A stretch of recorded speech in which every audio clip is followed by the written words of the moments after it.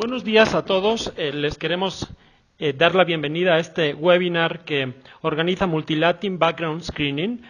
Hoy sobre un tema muy relevante para las compañías que operan en la región en Latinoamérica y tiene que ver con la afectación del consumo de marihuana en los empleados y por lo tanto en las compañías. No en mano el título, marihuana, ¿se puede prevenir su impacto en las empresas? Yo soy Alejandro Millán, soy director de Philo Growing Business, Partner Content de Multilatin y voy a tener el gusto de moderar este evento. Me acompañan esta mañana David Robillard, él es presidente de Multilatin y está también con nosotros Eduardo Sandoval, quien es el director de desarrollo de negocios de Laboratorios Diagnose.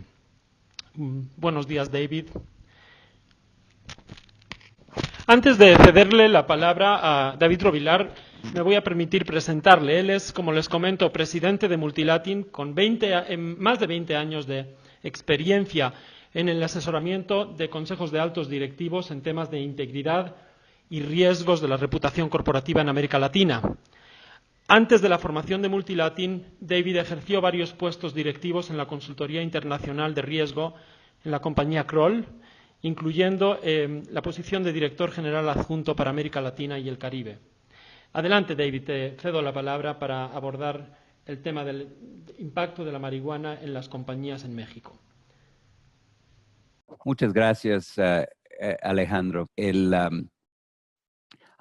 Me da mucho gusto estar con ustedes y como un preámbulo a este tema, quisiera compartir con ustedes algunas de las tendencias que se han identificado en el consumo de drogas ilegales en los Estados Unidos y es específicamente con relación al el costo anual del abuso del alcohol y drogas ilegales en Estados Unidos afecta le ha llegado a un nivel muy importante. Según la Administración de Servicios de Salud Mental y Abuso de Sustancias de los Estados Unidos, ha ascendido el año pasado a $276 mil millones. O sea, 276 billion dollars en los Estados Unidos, afectando sobre todo en dos rubros: la pérdida de productividad en el lugar de trabajo y el incremento del gasto en atención médica y servicios de salud que resulta de trabajadores, eso es específicamente, trabajadores quienes abusan de alcohol y drogas ilegales y cómo le puede afectar a las empresas. En 2013, que fue la última encuesta nacional del uso de drogas, se identificaron que 9% de los empleados de tiempo completo y casi 14% de los empleados de medio tiempo reportaron consumir drogas ilegales en los Estados Unidos. ¿Y cómo esto se puede afectar a la empresa? Pues en la misma encuesta se determinaron que estos empleados que consumen drogas son 2,5 veces más propensos a ausentarse de la empresa 8 días o más en un año. Entonces, quiere decir que los que consumen drogas ilegales en una forma crónica, en una forma constante, van a estar costando a la empresa mucho más que los empleados que no consumen. Y estoy hablando de perder más de una semana al año por efectos de su hábito y su adicción. También los mismos son 3.6 veces más propensos a un riesgo de accidente industrial o en el lugar de trabajo. Esto para las empresas americanas se traduce en reclamos por incapacidades de 5 veces más que los empleados que no consumen o no sean adictos a a drogas ilegales.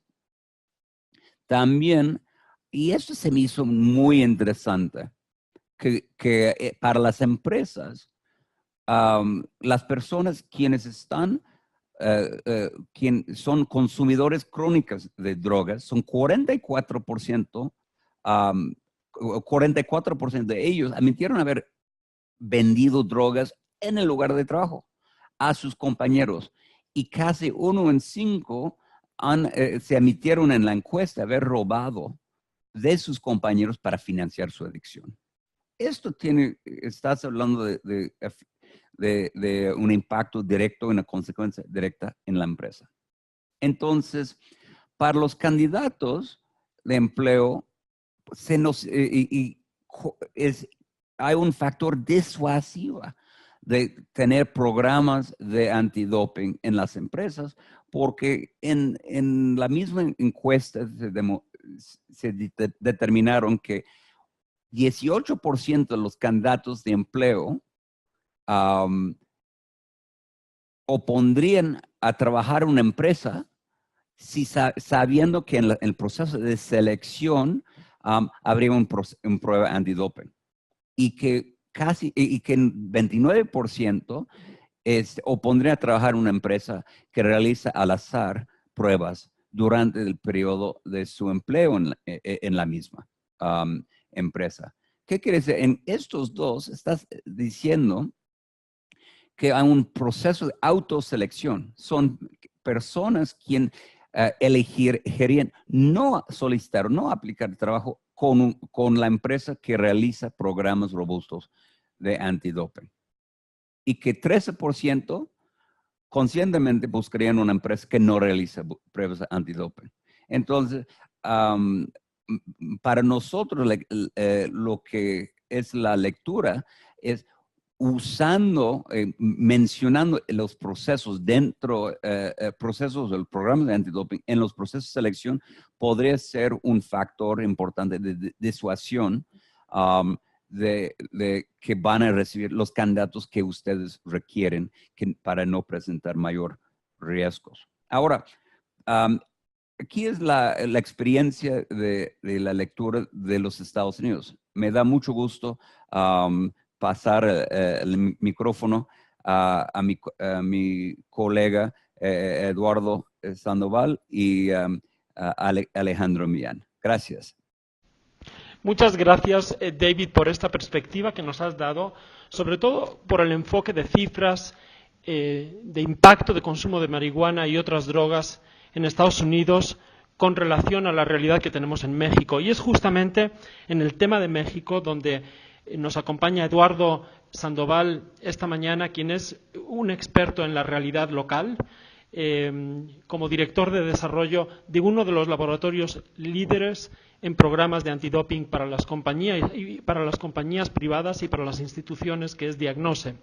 Me voy a permitir introducir brevemente a Eduardo. Él es egresado del Tecnológico de Monterrey como administrador de empresas.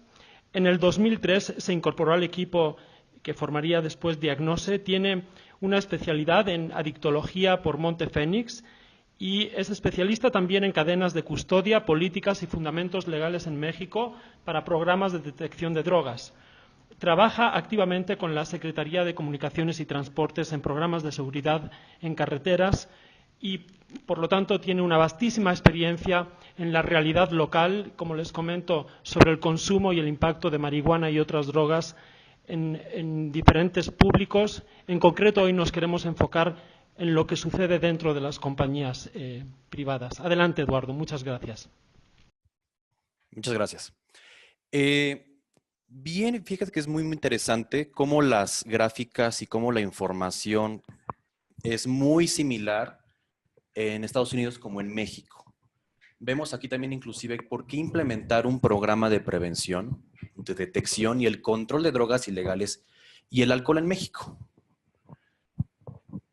Vemos aquí en la primera gráfica, me gusta verlo desde el punto de vista de un mapa, y es cómo han habido estos cambios en el mundo, y obviamente México está incluido, con el uso de la marihuana, qué ha pasado, que tanto la sociedad como los gobiernos han cambiado su forma y su percepción de cómo ver ese tipo de drogas. Al fin del día sigue siendo una droga ilegal.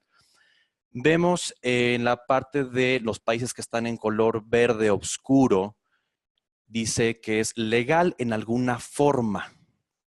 No han todavía habido una legalidad completa. Estamos hablando aquí de la parte de, en la parte de uso recreativo. Después vemos en la parte donde está como verde limón, inclusive donde está México, y hago un paréntesis en la parte mexicana, donde sí han habido mucha información o tabúes que creen que ya en México es legal el consumo y el abuso, vaya, de esta misma droga. En México ha sido muy puntual este cambio. En México solamente hubo una despenalización. ¿En qué parte? En la parte del consumo terapéutico de la marihuana, en la cual solamente en medicamentos controlados con sustancias activas de marihuana que no sobrepasen el 1% podrán ser utilizados en el país. Vimos este decreto en el 2017 con Enrique Peña Nieto, y en el cual se hicieron cambios en la Ley General de Salud y en el Código Penal Federal, pero fueron muy específicos en el uso de este tipo de estupefaciente. Hoy en día, las personas que no estamos bajo un tratamiento médico, seguidos obviamente por un médico que está dado de alta ante COFEPRIS con ciertos lineamientos, ciertas estar dado de alta como médico tratante que puede ser tratado con este tipo de medicamentos. Si no estamos en ese rubro, a nosotros no nos afectaría en nada esta parte de este cambio de despenalización. Y bueno, la misma gráfica va diciendo que sigue siendo ilegal, pero no hay información en todos los países que están en color gris. Vemos que en ciertos estados de lo que es en la unidad, en Australia sigue estando la parte de ilegal, ¿no? Y bueno, legal en algunas partes es el resto del país, ¿no? El resto de los países. Vemos después en las siguientes gráficas que, bueno, este programa que estamos trabajando aquí en México, uno y algo más importante, no va nunca en contra de los derechos humanos. Al contrario, inclusive va reforzando el derecho del individuo enfermo, porque una persona que consume drogas es una persona que está enferma en la parte de sentimientos, a vivir como un ser humano realmente en todo el ámbito de lo que es su vida, vaya, ¿no? Esto va a generar ahorros dentro de las empresas, no gastos, porque ya mencionábamos aquí, veíamos también con las gráficas que mencionaba David, en los cuales también en México son muy similares y busca tener también empleados sanos en todos los sentidos, ¿no? No solamente tener un empleado que no sé si va a ser un estibador, tenga su columna bien, que tenga lentes, no, o sea, esa parte yo creo que es muchísimo más importante. Después vemos dos gráficas ya aquí comparando México con Estados Unidos contra nuestro vecino del norte. Y vemos que México está del lado de color naranja y Estados Unidos está de color azul. Hago una gráfica comparativa desde el 2002 hasta el 2018, que es el día de hoy. Y vemos cómo, bueno, las gráficas eran muy distintas. Vemos que en Estados Unidos había un contacto con drogas de un 17%, 17.5% contra un 13% del mexicano. Estados Unidos, al darse cuenta de esta problemática, y es lo que también, sumándome a David, lo que mencionaba, empezó a crear estos programas de prevención dentro de las empresas, en las cuales tenían que generar no solamente prevención, o sea, dar información, sino también el generar la parte de la detección de estas personas, porque no toda la gente dice, bueno, sí soy consumidora, ¿no? Tiene que haber esta parte de detección y también la parte de tratamientos oportunos. Entonces vemos que la Unión Americana fue decreciendo en la parte de exitosamente el consumo de sustancias. Algo que en México año con año, desgraciadamente, vemos que es completamente lo contrario. En Estados Unidos disminuyó un 56% el consumo o el contacto mientras que en México vemos de 2002 un 3.3% de la población que tiene consumo contra hoy en día que es el 10.3%. O sea, es casi 4 veces lo que veíamos en el 2002. Esto es realmente alarmante. Ahora bien, estas personas que tienen consumo con alguna droga o estupefaciente. ¿A qué se dedican esas personas, ¿no? ¿Qué hacen en la parte en México, ¿no?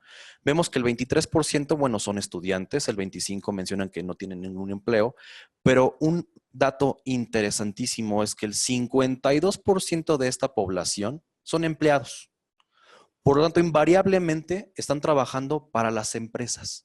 Entonces, invariablemente la gente o las empresas están atrayendo talento a sus líneas, pues el 52% les estoy diciendo que tiene un consumo de, ¿no? Esto es una gráfica, la verdad, muy, muy importante. Y luego, alguna gráfica que a mí me gusta mucho y también suma mucho a la parte de por qué tenemos que ver con mucha delicadeza la cuestión de la marihuana y no minimizar el decir, bueno, ya es legal en toda parte del mundo, o en México también vamos a hacer lo mismo.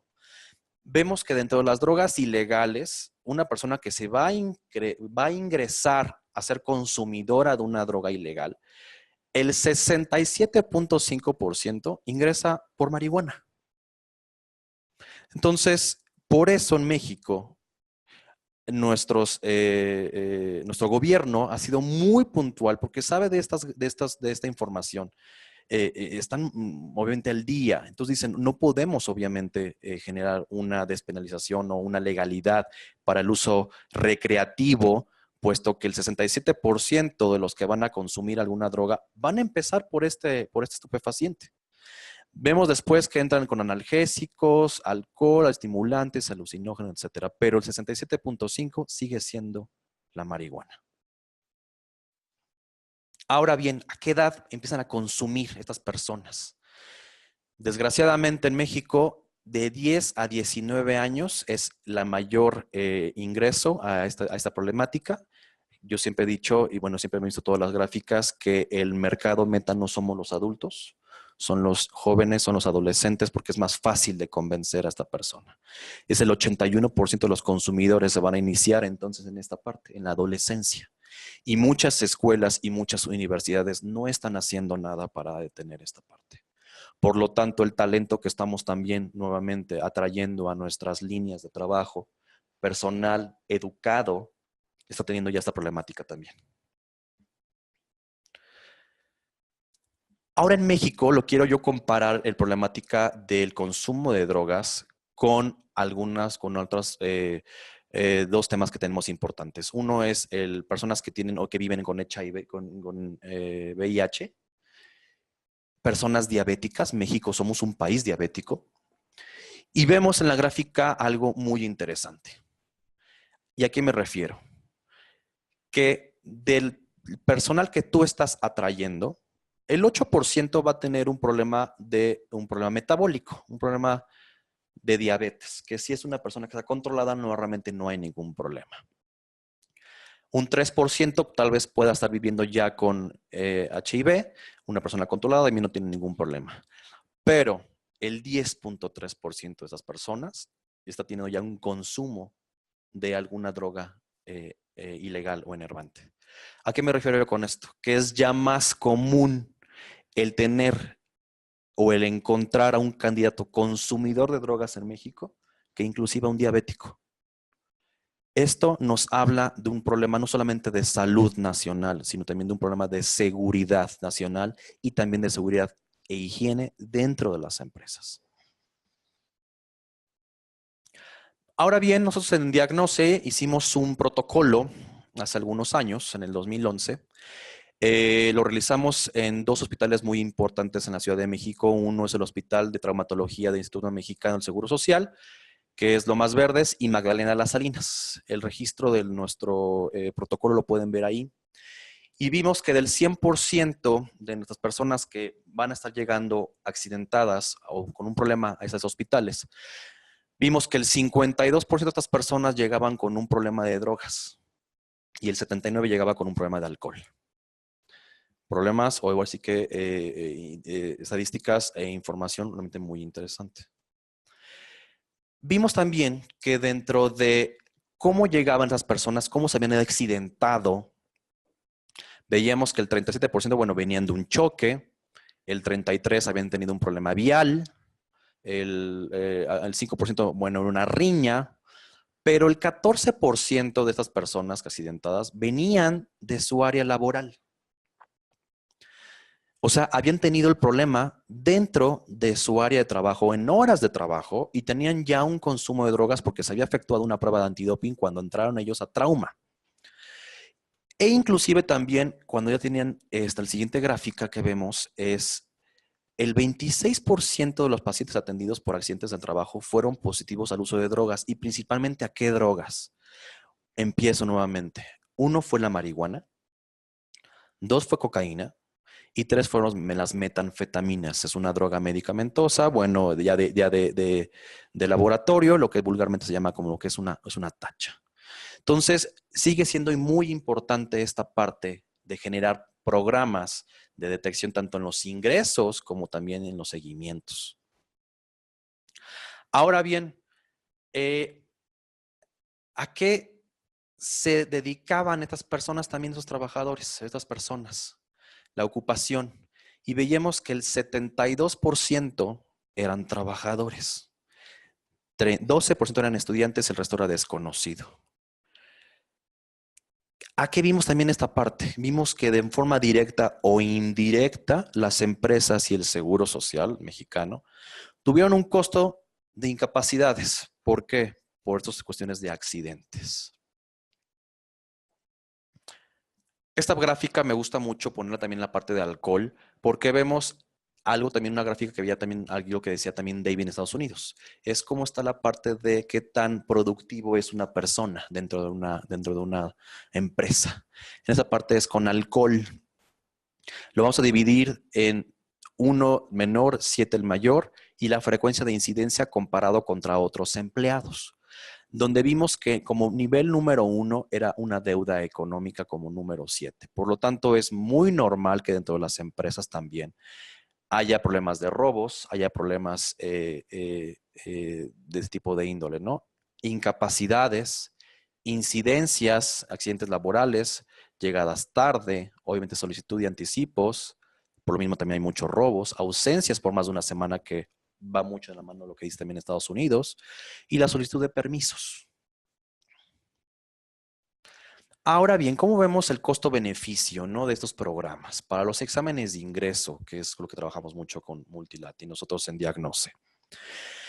Vemos el principio que mucha gente luego nos dice, o clientes, oye, pero ¿qué tan oneroso es esto? Realmente no es oneroso, realmente es una inversión, porque el beneficio es mucho. Evita contrataciones no deseadas, va a haber ahorro en los gastos psicométricos, ahorro en socioeconómicos, ahorro en exámenes médicos, headhunters, capacitación, liquidación. ¿Cuánto nos cuesta capacitar a una persona? Esos 3 meses. Disminución de la rotación del personal, disminuye también problemas con jurídicos por problemas de estas que ya vimos con los accidentes, inclusive en primera persona y en terceros. ¿Qué grupos de riesgo hemos visto nosotros como Diagnose en estos 15 años que tenemos de carrera ya en el mercado? Cajeros, manejo de valores, choferes, pilotos, mecánicos, etcétera. Va a disminuir obviamente el riesgo de accidentes, prevé daños a terceros, afectación de la imagen corporativa, que es muy importante, disminución de incapacidades, cuotas del riesgo del IMSS, hay una reducción de seguros primas de seguros, mejora con la atención con nuestros clientes. Me gustaría terminar en qué nos va a servir estos programas. Y son 8 puntos realmente importantes. Uno es la seguridad profesional, que es muy importante. Ya lo vimos en accidentes en primera persona, terceros, también robos dentro, colusiones con mafias, productividad, pobre concentración y pérdida del foco, pérdida de ingresos en los compañeros de trabajo, generación de estrés, obviamente, pues es un clima laboral no grato, hay una baja motivación, hay un aumento de enfermedades y accidentes laborales, obviamente. Absentismo, lo vemos todas las empresas que empezamos con esta parte, y desapariciones, y desapariciones inexplicadas, y periodos de comida extendidos, salidas de tempranas de trabajo, ¿no?, por las mismas problemáticas. Con esta parte yo creo que podríamos cerrar y vemos la importancia de estos programas. Eduardo, muchas gracias por esta síntesis tan interesante de cuál es la realidad en México y el impacto en las empresas. Y yo quisiera abrir un espacio de preguntas, pueden hacerlas a través de nuestro canal, y quisiera iniciar retomando una pregunta a raíz justo de la última lámina que nos ha comentado Eduardo, le quiero dirigir la pregunta a David. Con tu experiencia, David, al final Multilatin es una compañía que en el último año ha realizado más de 140.000 background checks de cerca de 42.000 empleados. ¿Cuál es tu experiencia sobre el impacto, en concreto, en la operación de las compañías que tiene el consumo de drogas por parte de los empleados? Bueno, Alex, el tema central para las empresas es determinar cuál es el riesgo en seguridad industrial, el riesgo la diferencia en inglés de safety y security, cuestiones de seguridad industrial y el tema de seguridad física, lógica de la operación. Y la mayoría de las empresas que vienen con nosotros y están preocupados sobre la selección de sus candidatos y la revisión de sus empleados por el consumo de drogas ilegales, están vinculados en este riesgo. Entonces, hemos visto que los clientes han podido reducir este riesgo a través de pruebas, programas de antidoping, porque en estos rubros, primero, si no realizan una revisión por drogas ilegales, están expuestos a no entender qué está pasando dentro de su empresa en esta materia. Okay. Hay una pregunta también, Eduardo, y quiero pensarnos, la está enviando nuestro público, que está en la cabeza de también muchos directores de áreas de recursos humanos que contemplan la posibilidad de introducir en su proceso de selección programas antidoping. Obviamente existe la preocupación porque estos programas estén alineados con la legalidad y también obviamente que sean protectores de las personas, de los derechos de las personas. ¿Cuál sería una descripción digamos, de lo que es un proceso blindado de drug testing dentro de una compañía? ¿Qué pasos tendrían que cubrir? Es una pregunta muy usual. Es una pregunta que nos hacen todos nuestros clientes. Yo creo que algo que tienen que verificar todos los clientes, principalmente con el proveedor que van a trabajar, es que sea una empresa que está completamente enfocada a que este tipo de pruebas tiene una connotación legal laboral completa. Al final del día, cuando tú haces una prueba de antidoping dentro de una empresa, lo que estás buscando es que si la persona consume o no consume. Entonces, tienes que ver que tus políticas internas, en tu reglamento, tus contratos individuales o tus contrato colectivo, se menciona esta parte, ¿no? Llevar a cabo este tipo de pruebas. Dos, el entender que la Ley Federal de Trabajo mexicana nos apoya en muchos artículos específicos que podemos llevar a cabo este tipo de pruebas. Que los decretos que han habido durante los años que hemos tenido aquí en México han ayudado a mejorar y dar sustento a estos programas. Por lo tanto, no estamos afectando en la parte de derechos humanos, no estamos cayendo en ilegalidades. Al contrario, es el sumarnos, la seguridad tanto de la empresa como la seguridad nacional. ¿Por qué? Porque ya veíamos también el tema, inclusive, que desgraciadamente en México también el narcotráfico se mueve mucho con los activos, inclusive ya de las empresas. Vemos también ya hay colusiones con diferentes mafias, ¿no? Entonces, al usar los activos de las empresas, pues la empresa se está cayendo en un riesgo muy grande. ¿Por qué? Porque si hay una relación directa de una persona que consume a que empieza a distribuir, vender, regalar. Y como es un problema de dinero, también las personas empiezan a coludirse con este tipo de gente. Por lo tanto, no ningún problema. La ley nos soporta y nosotros como Diagnose somos expertos también en la parte de políticas, en cómo ayudarlos a crear esta base para que puedan llevar a cabo este tipo de pruebas, ¿no? Muchísimas gracias, Eduardo. Les quiero recordar que tenemos abierto nuestro canal de chat para formular, donde pueden formular preguntas.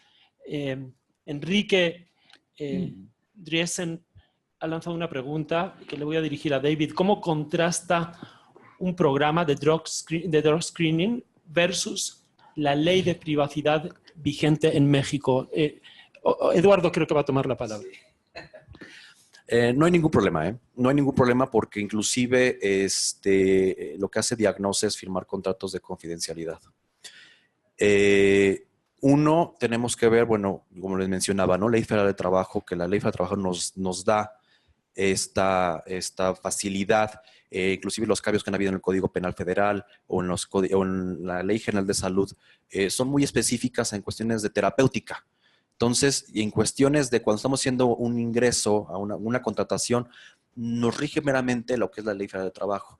Y la Ley de Privacidad lo que se hace es firmar contratos entre proveedores y clientes en la cual la información que yo esté recopilando solamente la vamos a tener nosotros, Diagnose, y la empresa contratante. Entonces, no hay ninguna problemática en esta parte, aunque tengamos que obtener información delicada, ¿no?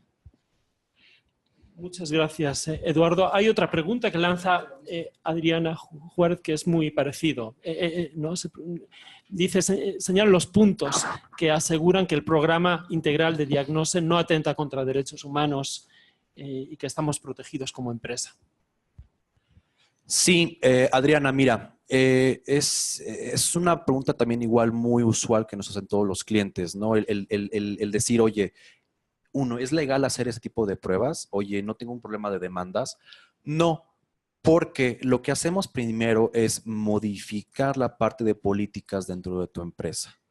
El decir primero, ok, vamos a ver cómo está tu reglamento interior de trabajo, cómo están tus contratos individuales y colectivos, el firmar los consentimientos informados que se van a llevar a cabo estas pruebas. E inclusive también en cada evento nosotros lo que hacemos es el llenar el formato de cadena de custodia, el cual avala y documenta el evento en el cual la persona cede el derecho de la muestra e inclusive si es un asunto positivo, que haya una segunda prueba para hacer una confirmatoria. Y todo esto, Adriana, sobre lo que nos marca la Ley Federal de Trabajo, que ya nos da la facilidad para poder llevarlo a cabo. Ojo, hay muchas otras empresas que no tienen ni idea de lo que estamos hablando en la parte legal, entonces generan un problema muy grave dentro de las empresas. Por lo tanto, yo sí te aconsejaría el buscar a alguien, en este caso nosotros, cómo llevarlo de la manera correcta, ¿no? Muchas gracias, Eduardo. Es curioso y vamos a repasar las preguntas que lanzamos al inicio del webinar. ¿Cuáles han sido un poco los porcentajes de respuesta? Sobre la primera pregunta, ¿consideras que el uso de drogas es un factor que afecta al ambiente laboral y al desempeño? No hay ninguna duda, el 100% de las respuestas es que sí. La segunda pregunta, ¿cuenta tu empresa con un programa de prevención de consumo de drogas en el proceso de selección de candidatos? Lo que nos da un poquito de perspectiva sobre cómo estos programas se han introducido en la práctica de las compañías. El 53% dice que sí, el 42% que no y hay un 5% que no sabe. Y la tercera pregunta demuestra que hay un interés creciente por conocer sobre estos programas. ¿Te interesaría conocer más sobre cómo implementar un programa antidoping? El 95% que sí, el 5% que no. A mí se me hace interesante la respuesta en la segunda pregunta sobre que próximamente mitad de los que responden tienen planes o programas de prevención de consumo de drogas y en la selección. Porque y nuestra experiencia es para construir programas efectivos, tiene que empezar con los procesos del trabajo y primero asegurar cuáles son o identificar cuáles son los riesgos relacionados con los puestos, cuáles son los riesgos en materia de seguridad industrial, en materia de seguridad, en materia de las normas relacionadas con tu industria, pero hay que empezar primero, ¿cuál es en el código de ética, el valores de la empresa, si empate realmente con una persona quien consume drogas ilegales? Porque estoy seguro que en la mayoría de las empresas, estudiando su propio código de ética, código de conducta, determinaría que no sea aceptable admitir a alguien quien es quien consume de drogas en una forma constante y para la mayoría de las empresas sería algo muy relevante. David, tenemos todavía un poquito de tiempo. Yo quisiera ver si podemos también ahondar. Seguramente en nuestra audiencia hay directores o personas de áreas de recursos humanos de compañías extranjeras que están operando en la región, que tienen, digamos, a nivel global, unos estándares de verificación de candidatos que muchas veces fuera de estos países introducen programas de antidoping. ¿Cuál es la realidad para estas compañías en México y en Latinoamérica? ¿Pueden operar con el mismo nivel de estándares de verificación? Well, a lo mejor puedo contestar la mitad y voy a deferir a Eduardo por la otra mitad, pero algo que hemos visto que en el traslado, hoy en día las empresas internacionales tienen una movilidad importante de su fuerza laboral. Y lo interesante es cuando mueves un empleado de un país europeo, en donde, por ejemplo, el consumo recreativo de marihuana, el mismo empleado está esperando en México tener la libertad similar que tiene en su país de origen. Entonces, algo importante es sensibilizar a sus empleados de otros países de las restricciones en el consumo en forma recreativa de drogas que están prohibidos. Eduardo. Sí, de hecho yo creo que sumándome a tu respuesta y también contestando la respuesta de Adriana, va muy de la mano. Acabas de tocar un tema importante, ¿no? La movilidad que tienen hoy las empresas en su personal, empresas transnacionales. Se genera siempre esta problemática. ¿Qué va a pasar cuando yo mando a mi gerente que viene de Francia o que viene de Estados Unidos y es un consumidor y inclusive la persona y la empresa lo sabe? ¿Qué va a pasar cuando entre en territorio mexicano? Algo que las empresas tienen que entender, uno, es que la parte legal, vaya, las leyes de cada país van a diferenciar y van a ser muy diferentes de un lugar a otro. Pisando suelo mexicano, son leyes mexicanas, que están por encima de las políticas inclusive internas de las empresas. Por lo tanto, si una persona que es un consumidor recreativo, ya sea de cualquier droga, no solamente marihuana, hace esta actividad dentro del país, aunque el consumo no esté penado como tal, pero en la forma en cómo él obviamente obtenga esta estupefaciente, caería ya en una legalidad. Entonces tendríamos que ver primeramente la parte de cómo adaptar la política internacional o la política global a la parte local. Sí hemos tenido ya muchos clientes que nos han hecho esta pregunta y sí han tenido que cambiar esa parte de políticas, porque la parte de seguridad nacional, la problemática social que hay en México es muy distinta a lo que se puede vivir también tal vez en la Unión Europea o en Estados Unidos o inclusive Canadá, ¿no? O inclusive en Sudamérica. Entonces sí tenemos que ver primero esta parte. Adriana decía que en la parte bicultural de México y Estados Unidos, ¿qué va a pasar? Porque el rechazo. Sí puede haber un rechazo, generalmente lo hay, pero lo que hacemos en el programa aquí en Diagnose también vemos la parte de la prevención. Prevención es dar información, es dar pláticas, talleres en la cual la persona, el candidato, vaya, el colega, vea el beneficio de tener este tipo de programas, ¿no? Que no solamente es lo que nosotros siempre decimos con nuestros clientes, una cacería de brujas, así no es. Es el generar una cuestión de salud en todas las aristas y de seguridad dentro de las mismas empresas. Entonces, por lo tanto, tendrán ellos que entender, y es trabajo del proveedor y del cliente, vaya, en este caso la empresa, el de explicarles que, bueno, en territorio mexicano así es la ley. y tendrán que adaptarse, ¿no? Por eso damos esta parte de esa explicación. Pero al final del día, como cualquier otra persona, tendrá que llegar a entrar al programa de detección.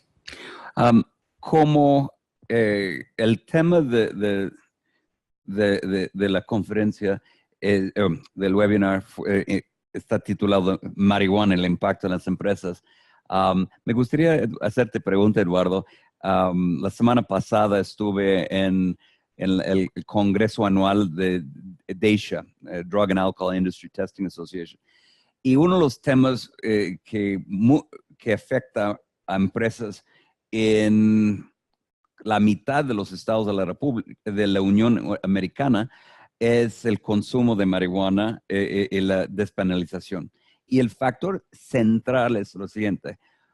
En las pruebas, y me gustaría que lo aclaras, si tienes un empleado que está consumiendo o marihuana, porque hay una confusión entre muchos de nosotros, ¿ya? Inclusive a mí.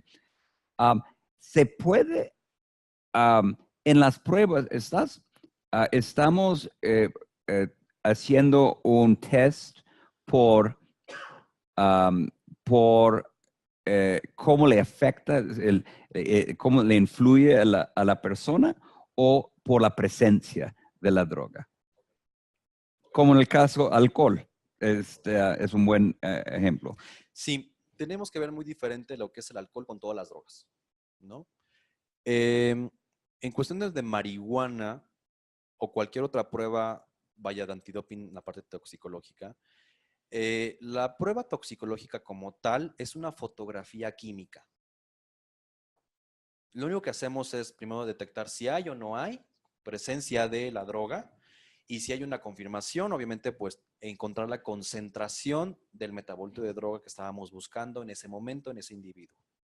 Entonces, meramente lo que detectamos es consume o no consume. Esta pregunta siempre nos las hacen, es, oye, pero entonces, ¿qué pasa con el individuo, no? ¿Estaba bajo el influjo? Oye, no sé, ¿se veía mal? No, esta parte tendremos que verla en una segunda cuestión, que es ya con psicólogos adictólogos y decirnos, bueno, en qué fase están las personas, ¿no? Si están están apenas experimentando, si están usando, abusando, o ya hay inclusive un problema de adicción. Lo importante y lo que le interesa a la empresa generalmente es el decir, ok, la persona consume o no consume. Pero lo que sí hemos visto ya en los resultados, porque el año pasado hicimos cerca de 300,000 pruebas, donde prácticamente casi un 70% es marihuana el resultado positivo. Sí ya hay una correlación directa en la parte de desempeño con marihuana. ¿Por qué? Porque la marihuana tiene en específico una cuestión en el cerebro, que es la cuestión de tiempo y la cuestión de, obviamente, el juicio y también la cuestión de responsabilidad. Si tienes una persona con un puesto donde la responsabilidad de su trabajo es muy importante, al tener un consumidor de drogas, principalmente de marihuana, estos puntos en nuestro cerebro empiezan a cambiar. Por lo tanto, es muchísimo más fácil que una persona, por ejemplo, sea fácil de corromper, sea una persona que se vuelva un poco más deshonesta. ¿Por qué? Porque simplemente ya el juicio se viene afectando simplemente por el simple hecho de tener un consumo. Es el decir, ¿qué importa? Lo puedo hacer. Que una persona que no consume simplemente dice, no, eso no lo hago porque está mal. Entonces sí ya viene también una afectación en la parte, no solamente en la parte química del cuerpo, ¿no? Sino en la cuestión de la respuesta en juicio de lo que tenemos. Entonces sí, eso sí afecta muchísimo dentro de las empresas. Oh, muy bien. Muchas gracias, Eduardo. Creo que tenemos tiempo para una última pregunta que formula Ramón Selvera. En caso de que la empresa no cuente con un programa de antidoping o antidrogas, ¿cómo se aborda con los empleados la aplicación del mismo? David. Yo creo que es una gran pregunta que los dos podremos contestar para cerrar este webinar. Yo diría, primero, que una empresa que está considerando crear un programa de antidrogas tiene que empezar con una revisión de las descripciones de los puestos para que justifica en base del riesgo empresa, en base del riesgo empresa, industria, puesto, y justificarlo y documentarlo correctamente. La razón por la cual una prueba antidoping sea relevante para laborar en esta empresa. Igual de la misma forma el proceso de background checks que tendrá que realizar para justificar el por qué revisar antecedentes penales, etcétera. Eso es uno de tus primeros pasos. Eduardo. Concuerdo completamente contigo porque tenemos que medir riesgo y costo-beneficio en cada puesto y en cada área funcional. Ahora, en específico, ¿cómo lo abordo ya directamente con el empleado? Primero es mencionando esta parte, ¿no? El decir, este puesto, no tú, este puesto genera este riesgo, por lo tanto, es parte del puesto, ¿no? Ahora, si digamos que ya tienes a las personas en este momento trabajando contigo y vas a iniciar, como pregunta aquí es Ramón Selvera, vas a iniciar ese tipo de programas, sí es muy importante, primero sí verificar obviamente la parte de riesgo con los puestos, ver la parte de políticas que tengas que ver con que tengas que cambiar, la parte legal laboral, vaya dentro de tus documentos como empresa, como tal. Y también hacer un acercamiento con los empleados en la parte de prevención, dar información, en decir, esto es una cuestión de salud para ti, va a haber un beneficio para ti, porque es información que también vamos a permear a las familias de estas personas. No solamente el empleado como empleado. Hay muchos papás, hay muchas mamás, personas que están dentro de una sociedad, por lo tanto, dar información también ayuda a sus familias. Nosotros como Diagnose damos estas capacitaciones, estas informaciones, estos talleres para que también la gente abrace realmente el programa, ¿no? Lo vea como algo positivo, no como una cuestión de, ya me van a querer despedir y no me van a dar mi finiquito, entonces va a ser la prueba. No es esa parte. Muy bien. Muchas gracias, Eduardo, y quiero, para cerrar este webinar, agradecer a ambos, a David, a Eduardo, por esta perspectiva tanto en México como en Estados Unidos. Quiero aprovechar también a toda la audiencia para agradecer que nos hayan acompañado, esperando que este tema pues, les haya resultado interesante. Les quiero recordar que tanto la grabación de este webinar como la información que se ha presentado las van a poder encontrar en los links de acceso que les vamos a enviar por email. Personalmente les quiero hacer dos recomendaciones. Hay un artículo que recientemente publicó Multilatin. Les recomiendo mucho que se lo lean para ahondar un poquito. Se titula, tiene que ver con el consumo de marihuana en México. 1 de cada 10 empleados está afectado por esta realidad. Lo van a encontrar en la página de Multilatin. Es un tema que tiene que ver con background checks. Yo les invito también a suscribirse al newsletter que tiene Multilatin en su página, donde van a encontrar más información, no solo específicamente del tema antidoping, sino de todo el tema muy vasto de verificaciones de candidatos y de inteligencia de contratación. Pues sin más, les voy a pedir que se mantengan un momento conectados para poder responder una encuesta sobre este webinar, y ahora sí les agradezco mucho que nos hayan seguido, que nos hayan acompañado esta mañana, esperando que haya sido nuevamente de su interés. Muchas gracias a todos y les deseo que pasen buen día.